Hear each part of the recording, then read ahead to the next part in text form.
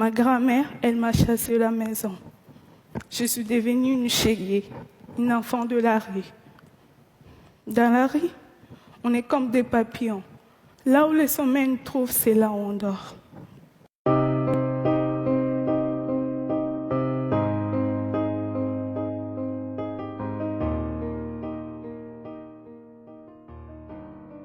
Je suis née en République démocratique du Congo, dans une bonne famille, oui.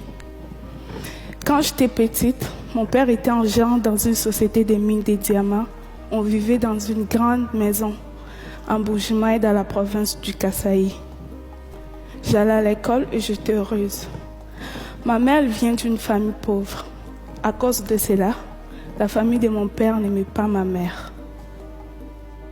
Puis un jour, mon père a perdu son travail. J'avais 6 ans. Il a dit à ma mère d'aller avec moi à Kinshasa avec ma sœur et mes 4 frères. Il a dit qu'ils viendront nous rejoindre pour trouver du travail. En réalité, sa famille lui avait demandé de se débarrasser de nous. Quand ma mère a compris, il était trop tard. Elle se retrouvait toute seule, loin de sa famille. Elle a dû vendre tout ce qu'elle avait pour nous faire manger. Elle avait changé. Elle avait tellement maigri.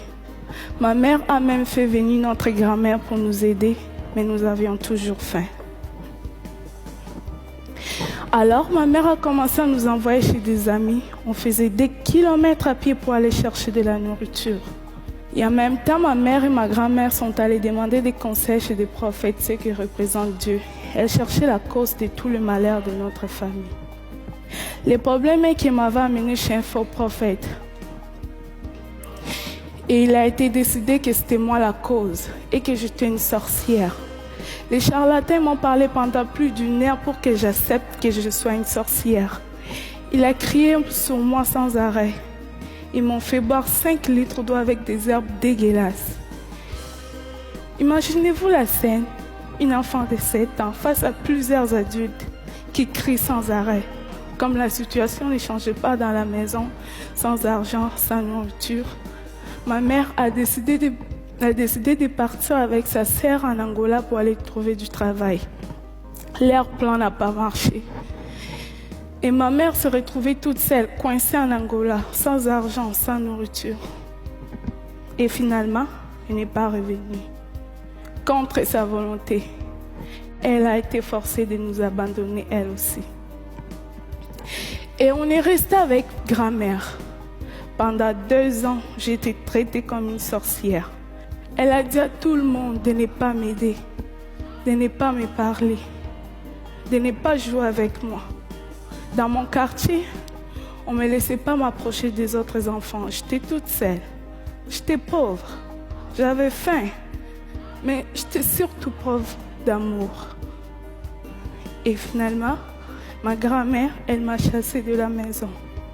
Je suis devenue une chérie, une enfant de la rue.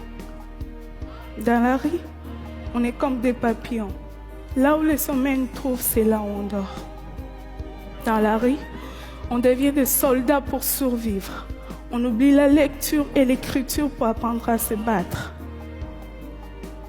Dans la rue, j'ai vendu de l'eau, des arachides, j'ai fait des ménages.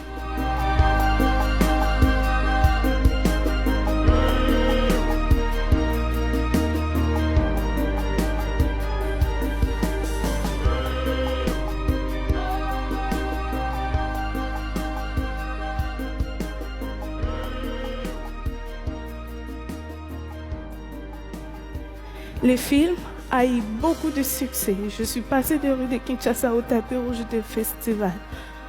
J'ai reçu même l'Ours d'argent en 2012 à Berlin. Le film a été même nominé aux Oscars. Et aujourd'hui, j'ai 18 ans et que j'ai reçu 18 prix dans le monde.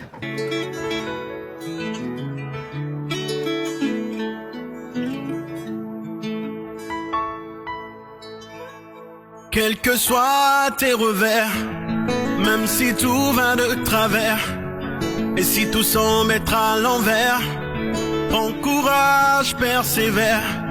Quelles que soient tes ambitions, ta foi et ta dévotion, que tu n'obtiennes satisfaction donne-toi toujours à fond, car chaque chose a sa vraie place, dans le temps et dans l'espace. Quoi que la vie te réserve, bats-toi toujours, espère. Et c'est comme ça, oh, oh, oh, et c'est comme ça,